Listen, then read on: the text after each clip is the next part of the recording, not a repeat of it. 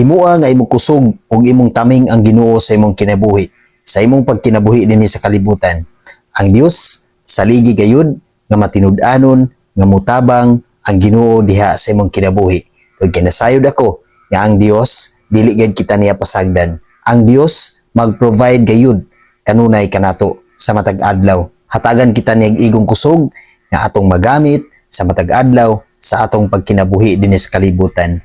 Busa igsuon sa kanunay sa matag adlaw, dayiga og simbaha og awiti ang Ginoo. Pasidunggi siya kanunay ug himua gayud siya nga taming diha sa imong kinabuhi. Himua siya nga kusog sa matag adlaw diha sa imong kinabuhi. Salmo 28 bersikulo 7. Ang Ginoo mao ang akong kusog ug taming. Kaniya ako nagasalig. Gitabangan ako niya, busa maglipay ako ug daygon ko siya pinaagi sa akong awit.